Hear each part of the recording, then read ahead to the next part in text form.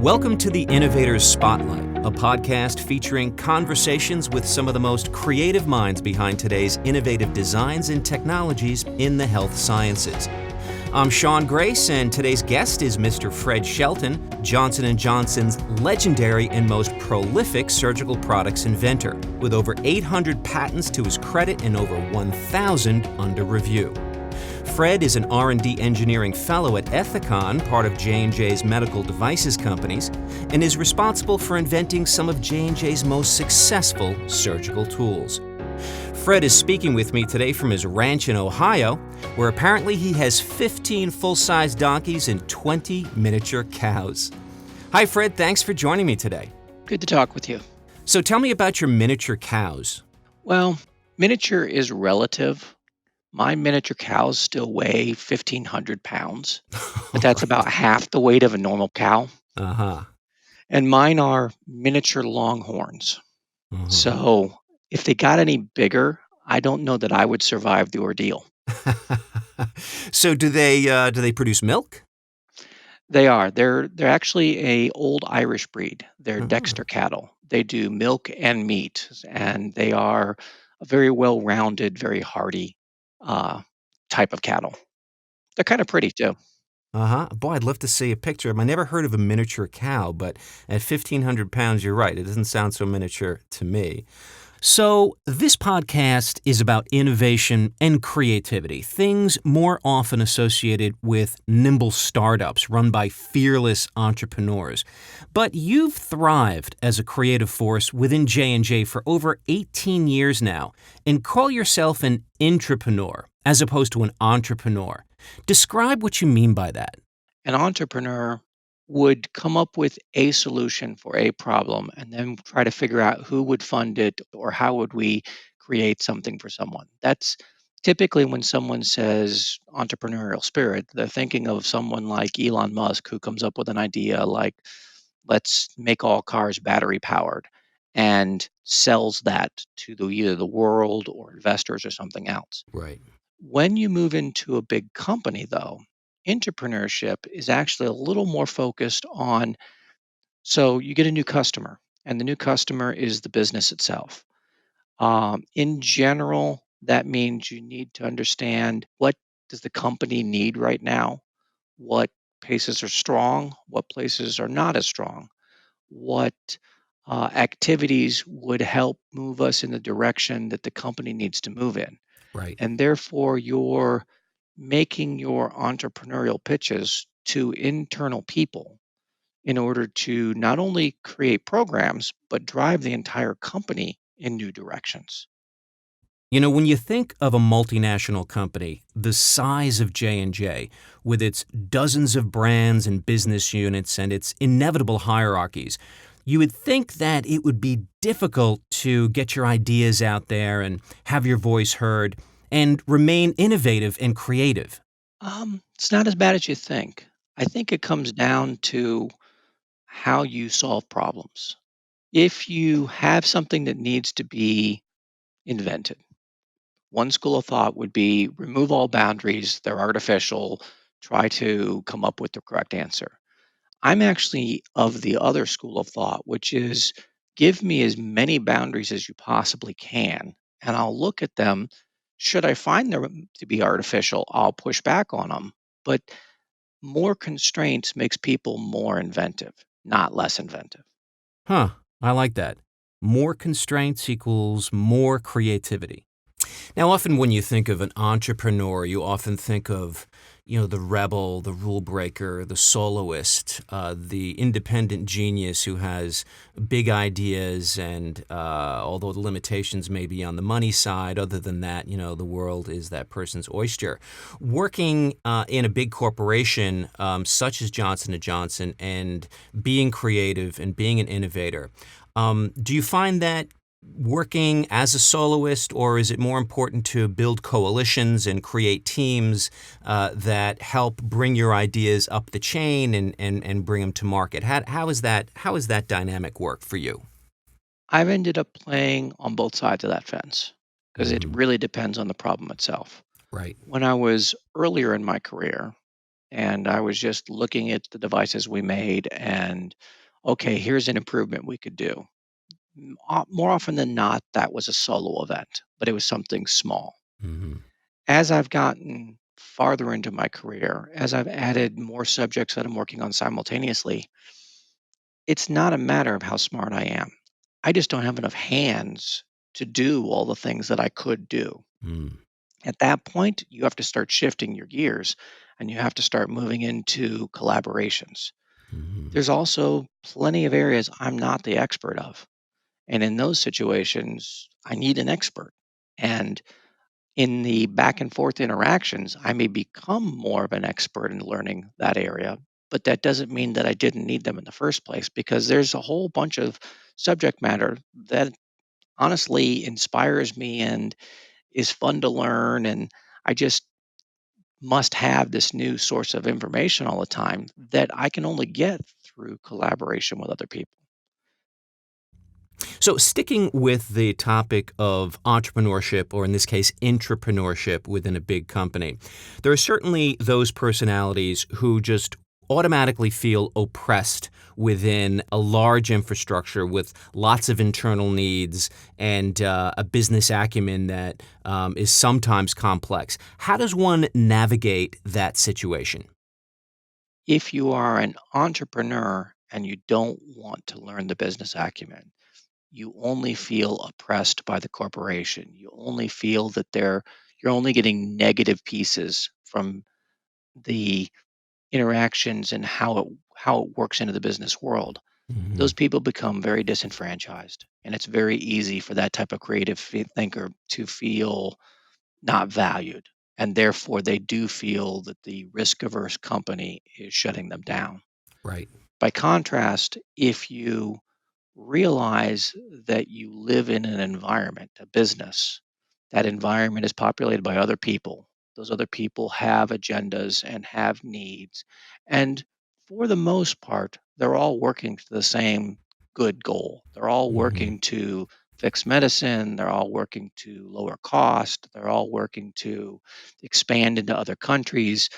And because they have these other needs, if you figure out what they are and you can help them solve them, then you're embracing the company and all they do is dump new opportunities on you. There is no Hmm. slowing you down. There is nothing that stands in your way. Some of that, especially when you're young and don't understand how the politics and what people are saying works, that's where your mentors and your sponsors become critical. If you don't get those kind of relationships, then you don't see what's missing. And in that sense, you never have an opportunity to fix it. Hmm. Of the various stakeholders within a big company, such as marketing, sales, supply chain, various partnerships, et cetera, where do you suggest a young engineer focus some attention in order to understand that aspect of the business that would serve them well long term? As an engineer, your interaction with the customer is almost invariably run by your marketing partners and their knowledge. Right. So, understanding where your marketing partners are coming from, allowing them to help you get your answers, but in the same process, learning the financial pieces, the value pieces, the procedural pieces from them. That's going to be absolutely paramount in medicine to figure out what's relevant to a company. Hmm. That said, once you start making a product, then you start shifting over to some of the other stakeholders. Then you start shifting over to your supplier managers, the ability for us to get outside houses to make things for us Hmm. and hold in the idea of cost being a big deal. Because it's if you came up with the greatest invention in the world and it costs too much, in the long run, that's not going to be useful. Right. So, in that sense, that brings another piece of this perspective. And that perspective in the final customer lands on the hospital. Can they afford it or not? Hmm. In medicine in particular, there's one other area that is very important that most people don't realize, and that would be patent estates. Hmm. In the world of intellectual property, it didn't seem to be quite as oppressive when I worked in aerospace or when I worked in automotive. But in medicine, there are a lot of patents. There are a lot of companies that own a lot of stuff. Hmm. Some of it's things that are friendly to us, some of it's some of our own operating companies, some of it's competitors to us. And in that sense, that often limits how you and what you can design and what you can sell. And in that Hmm. sense, that becomes an entirely new category, which means your law department, your patent estate department, some of those other groups that usually people in school are never trained on at all become at least important as the marketing partners. I'd like to shift gears for a moment and talk about ideation and group brainstorming. Love to know your thoughts around that topic. Brainstorming is a science, just like physics. Hmm. If you want to get to a specific answer and you want a certain type of output, there are very specific ways to set it up. If you are working on a subject you're not particularly familiar with, that means you need secondary disciplines to the people who are the engineers, which means that you need to pair them into groups of some type and probably don't let them go into the groups that they form on their own. Hmm. In the process of doing that, there's some science behind how many people would you put in a group at the same time. And how many people would that be? You never want more than 6 people at a table. Okay. If you ever get more than 6 people at a table, they will split into two independent groups. Hmm. You never want less than three, Hmm. because if you do less than three, the two lighter personalities will always fall under the strongest personality and will not voice off their opinions, even if it's on a discipline that's different than the strongest personality. Hmm. You may want multiple groups. If you do multiple groups, you want to make sure that they're not inventing the same stuff. So then the question becomes, how do you prepare your problem statements? Probably the single least fulfilled preparation that anybody in brainstorming does is there's as much work before you start the brainstorming as there is while you're doing the brainstorming. And it probably is 3 times more important. Hmm. Being able to take the problem, being able to cut it into the pieces that you can do something with so that everybody's on the same page, being able to give them addressable pieces allows you to then take those problem statements and give them to different groups so you get different answers. So you can use the Legos or the puzzle pieces that go together that you need. That original primary work on how to take the big problem and break it into lots of problems and how to properly constrain the lots of problems drives entirely what you get out of any brainstorming. And in your case, do you use whiteboards, pad and paper, sketching? What's your typical hands-on method, or do you go right to a computer and start working in CAD? I mean, what's your method? I used to work in CAD a lot. Yeah. It's too slow. When Uh-huh. you get into lots and lots and lots of subjects at the level I'm at this point, you just can't get information into the computer fast enough. Right. I like whiteboards. But I like whiteboards that are detailed enough that people can interact with the images. Because if you're going to put it up on a whiteboard, the value is either you catch something that you didn't do right, or someone else catches something that can be added on to it. So it has to be clear enough that you can talk through it and interact with it. The value of the whiteboard would be to erase a piece of it and draw in something else because someone else's point of view helped. Hmm. We here in Cincinnati have a series of illustrators that we bring in for a lot of our stuff Hmm. that help the inventors take their poorly drawn stick figures and turn them into something a little more detailed so that everybody can interact with them a little better. Hmm. Sometimes that's done on whiteboard, sometimes that's done on paper.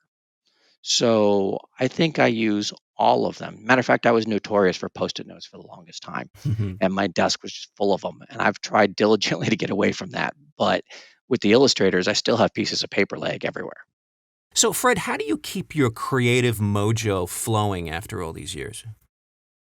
One of the things that's helped me the most that I didn't learn until about halfway through my career was what truly makes me happy, what truly energizes me to come in every day. Hmm. And As odd as it sounds, it was one of those personality tests that did it. The one I liked the most was Strength Finders for me. And Hmm. what it did is it allowed me in my own head, for my own purposes, to articulate what really energizes me. In particular, I must learn new things. I'm also a spectacular strategist. Whether I win or lose, I love the game of strategy. Hmm. And if those two things work, every day is a vacation. I've often said that I like coming into work more than I like being out of work because Hmm. A, the farm is kind of hard work and it really takes a toll on you. But Hmm. besides that, Hmm. I really love being able to come in and solve problems. I don't know that I've taken an extended vacation in 20 years. Wow. I really enjoy coming in and solving problems all the time. Sounds it. And in that sense, you don't ever have to worry about the mojo. Hmm. It just flows.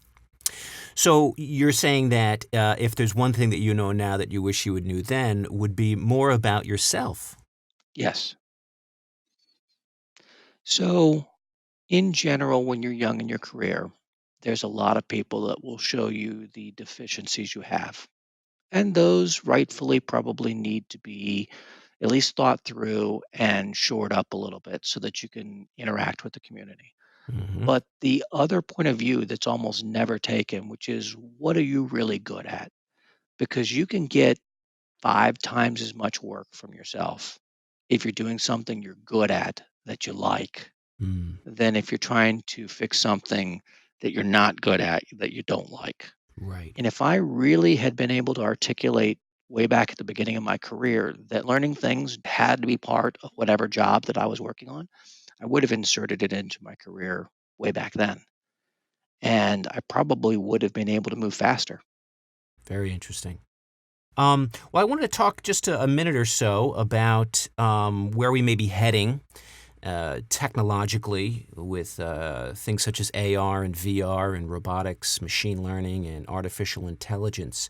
I'd love to sort of get your impression on where we're at right now and what maybe the surgeon and the OR of the future might look like.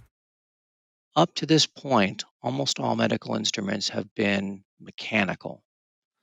And surgeons like that because they can get tactile feel, they can feel what's going on. But once everything becomes digitally enabled or smart or intelligent, it can actually start making some of those decisions that a doctor really is not suited to make. Hmm. It's clamping on a tissue that he has no idea how tough or how thick or what chemical makeup it's made of. And it could then automatically adjust some to enhance everything he does. Right. Now, that said, when you get into artificial intelligence, that's a little scary. Now you're trying to supplant a piece of the puzzle. I think there's going to be advances for it.